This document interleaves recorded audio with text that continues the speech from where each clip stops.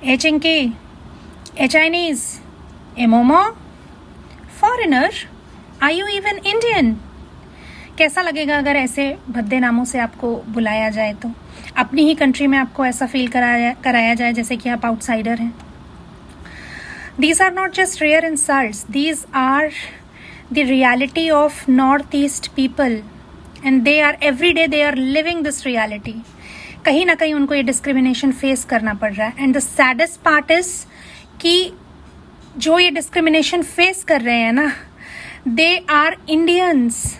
वो कोई आउटसाइडर्स नहीं हैं, as Indian as anyone else. But somewhere we failed them. हम बातें तो बहुत करते हैं यूनिटी एंड डाइवर्सिटी की, लेकिन नॉर्थ ईस्ट इंडिया के लोग अब भी अपनी ही कंट्री में स्ट्रेंजर्स की तरह रह रहे हैं, फील करते हैं, क्योंकि उन्हें ऐसा फील कराया जाता है.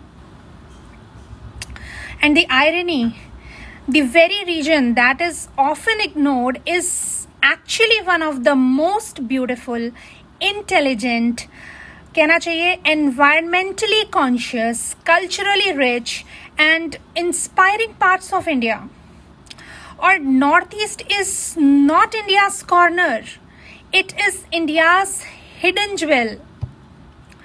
कुछ महीने पहले दिल्ली यूनिवर्सिटी के एक प्रोफेसर को, ध्यान दीजिएगा, दिल्ली यूनिवर्सिटी के एक प्रोफेसर को उन्हीं के स्टूडेंट्स के द्वारा इसी तरह के रेशियल अब्यूज़ का, रेशियल स्लर्स का सामना करना पड़ा. Not in the dark alley, not by criminals, but inside an educational institution, and people laughed. आपको पता है स्केरियस्ट पार्ट जो होता है ना इस कैजुअल रेसिज्म का, ये यही होता है कि ये इतना नॉर्मल हो चुका है ना. People find it funny, people find it cool. लोग हंसते हैं एक दूसरे को ऐसे शब्द बोलकर, but racism is never harmless. Sometimes जो एक जोक से शुरुआत होती है ना, वो कहीं ना कहीं वायलेंस में जाके एंड होता है.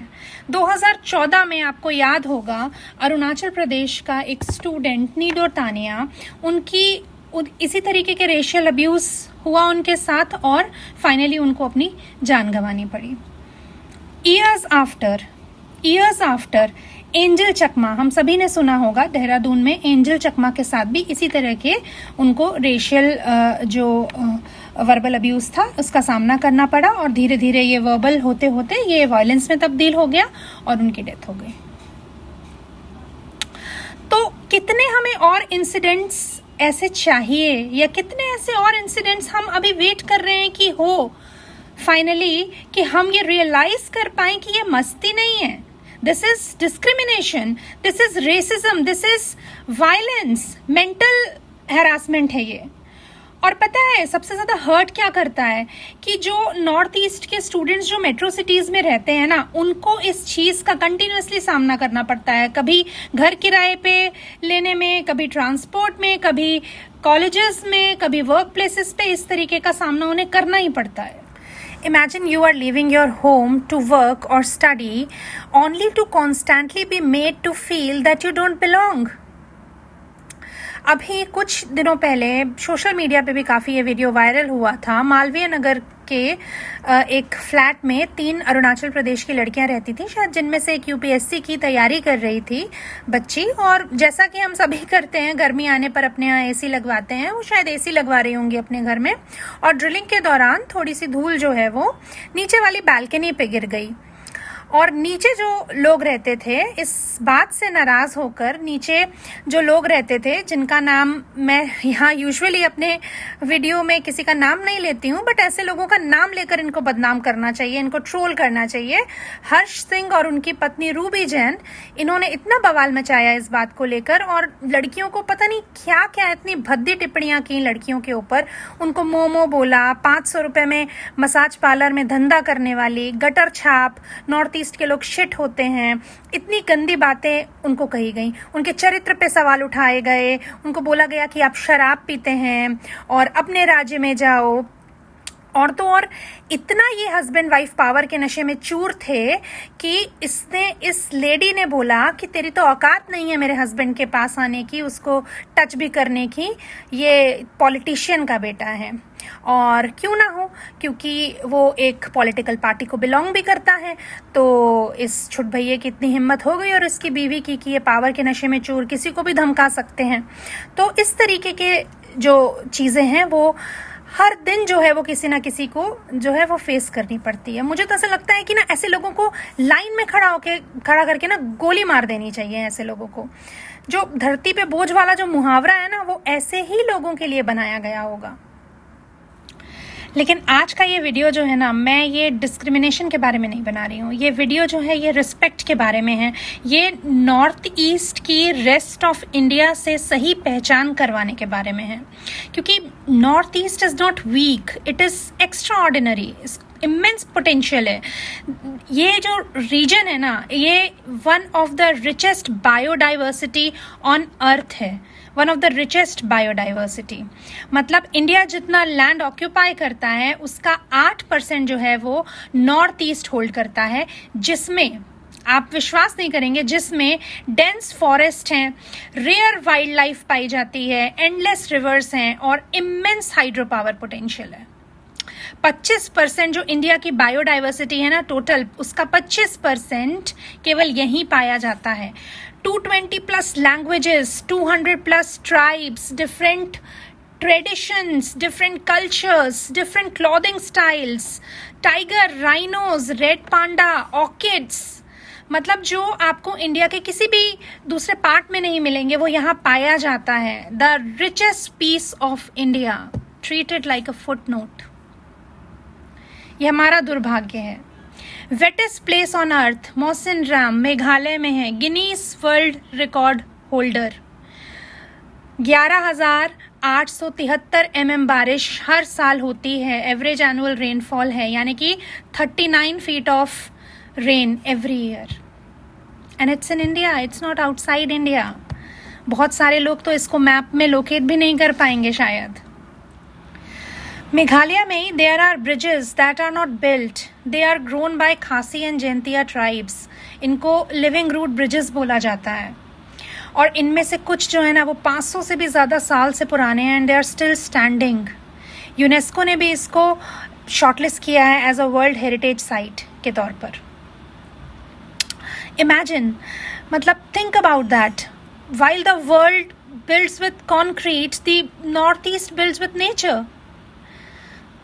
ईमा कैथल, मणिपुर की राजधानी इम्फाल में जो ईमा कैथल है, ये वर्ल्ड का लार्जेस्ट विमेन लेड मार्केट है। 500 से भी ज़्यादा साल पुराना, 5,000 से भी ज़्यादा विमेन इसको चलाती हैं। Men are not allowed to sell there, they are only allowed to buy. See the strength of the society.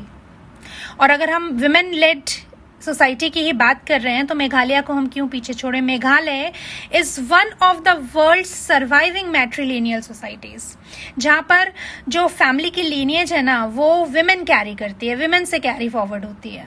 मतलब बच्चे जो है वो माँ का सरनेम यूज करते हैं, प्रॉपर्टी माँ से बड़ी बेटी को पास ऑन की जाती है, होम हो, मार्केट हो, मनी हो, सब विमेन चलाती हैं।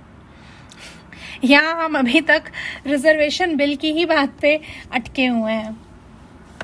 Long before much of the world discussed gender equality, many community in the Northeast were already practicing form of it. सोचिए, see the strength of the society.